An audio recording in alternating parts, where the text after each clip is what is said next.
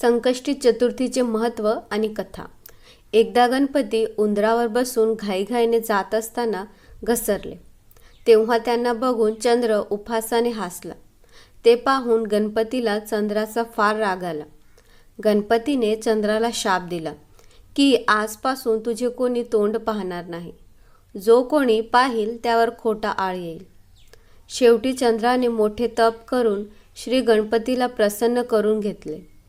चंद्राच्या तपामुळे व सर्व देवांनी प्रार्थना केल्यामुळे गणपतीने चंद्राला शापातून मुक्त केले.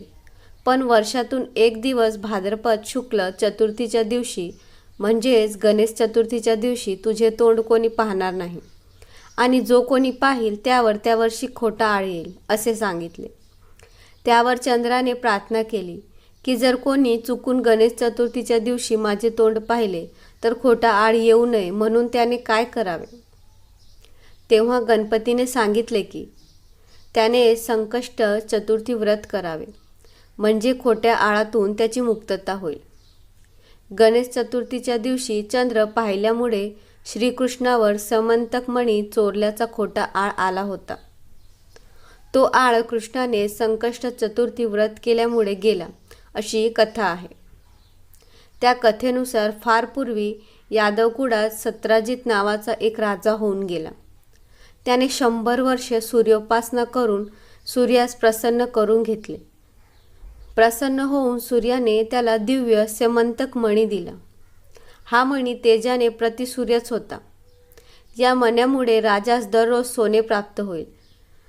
त्यामुळे सत्रजित राजा दररोज सहस्त्र भोजन घालायचा. सत्रजिताकडील समंतक मण्याविषयी श्रीकृष्णाला समजल्यावर श्रीकृष्णाने सत्रजिताकडे या मण्याची मागणी केली. परंतु सत्रजिताने तो मणी देण्यास नकार दिला. पुढे एक दिवस सत्रजिताचा बंधू प्रसेन हा समंतक मणी गळ्यात घालून अरण्यात शिकारीसाठी गेला असता एका सिंहाने त्याच्यावर हल्ला करून प्रसेनाला ठार मारले व तो दिवमणी पळविला. पुढे त्या सिंहास जांबुवंत नावाच्या राजाने ठार मारून तो समंतक मणी आपल्या कन्येच्या गळ्यात बांधला.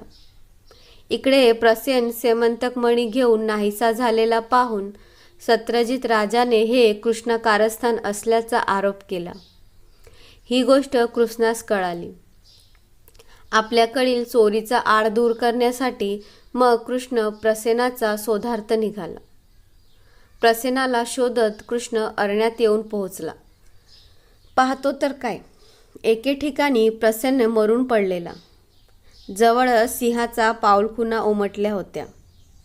त्याचा माग काढीत कृष्ण जांबुवंताचा गुहेपाशी येऊन पोहोचला व समंतक मणी शोधू लागला. अचानक परपुरुष आपल्या गुहेत शिरलेला पाहून जांबुवंताच्या कन्येने ओरडवायस सुरुवात केली. तिचे ओरडणे ऐकून जांबुवंत तेथे आला. त्याने कृष्णावर हल्ला केला. त्या दोघांचे युद्ध 21 दिवस चालले होते. त्यामुळे द्वारकेस घबराट झाली. गोकुळात नंद यशोदेला या युद्धाची वार्ता कळाली. तेव्हा ते कृष्णाच्या काळजीने व्याकुळ झाले. त्यांनी संकटहर्त्या श्री गणेशाचे संकष्टी चतुर्थीचे व्रत निष्ठापूर्वक केले. श्री गणेशाच्या कृपाप्रसादाने श्रीकृष्णास विजयी प्राप्ती झाली. जांबुवंताने समंतक मणी आणि आपली कन्या जांबुवंती श्रीकृष्णास दिली. गोकुळात द्वारकेत सगळीकडे आनंदी आनंद झाला. श्रीकृष्णावर समंतक मणी चोरल्याचा आळ आला. त्याचे कारण असे सांगतात. पूर्वी भाद्रपदात गणेश चतुर्थी दिवशी सायंकाळी गोपाळासह रानातून घरी येताना वाटेत उमटलेल्या गाईच्या खुरांचा ठशात पावसाचे पाणी साचले होते. त्या पाण्यात कृष्णाने चंद्र पाहिला होता. श्री गणेशाने चंद्रास दिलेला शाप श्रीकृष्णास अशा प्रकारे भोवला होता. परंतु संकष्टी चतुर्थी व्रताच्या प्रभावाने श्रीकृष्णावरील चोरीचा आळ दूर झाला. श्रीकृष्णाने समंतक मणी सत्राजिताला परत दिला. सत्राजिताने श्रीकृष्णाची क्षमा मागून आपली कन्या सत्यभामा श्रीकृष्णास दिली. म्हणून दर महिन्याचा कृष्ण चतुर्थीस संकष्ट चतुर्थीचे व्रत करतात. या व्रतामुळे संकटहर्त्या श्री गणेशाची कृपा लाभते. भक्ताची संकटे दूर होतात.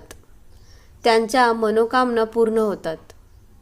श्रावण महिन्यातील संकष्ट चतुर्थी व मंगळवारी येणारी अंगारकी संकष्ट चतुर्थी विशेष फलदायी व महत्त्वाची मानतात.